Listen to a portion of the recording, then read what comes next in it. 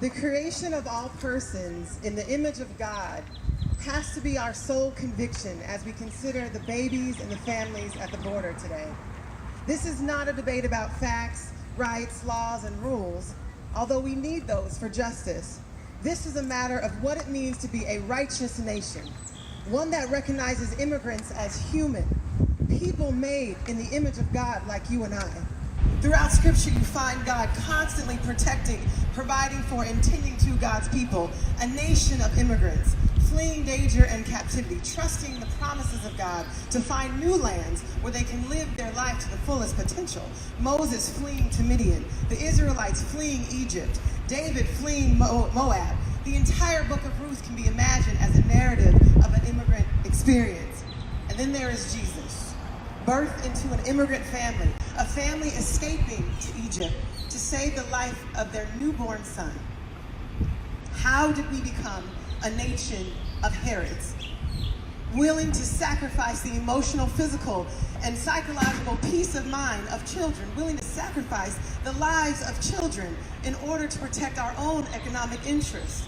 A country where the leaders of our nation, whom we trusted to value the country values, a sovereign nation under God, not only have failed us, they have turned away from sound doctrine, twisting the very meaning of our holy scriptures, like Timothy 4:3 warned us, to satisfy the interests of their own desires. This is not a debate about facts, figures, laws, and policies. This is an issue of righteousness. We have breached our true identity as a nation of God. We call ourselves a Christian nation. We have one job. We have one job to do, and that's to love. To love God with all our heart, our mind, and our soul, and to love our neighbors as ourselves. The kind of love found in 1 Kings 3:16 that puts politics aside and saves the baby's life. The kind of love found in Leviticus 19:34 that welcomes the foreigner and loves them as ourselves. We have one job, and that is to love our neighbors as ourselves. The babies at the borders crying are our babies. The families at the border are our families. They have prayed to our God to guide them, to feed them, to shelter them, to protect them across valleys, across rivers, across mountains and deserts. And God answered them and brought them here, getting them to this country they heard would keep them safety. I imagine them looking into their baby's eyes and telling them, I'm going to get you there, and no matter what, I won't leave you.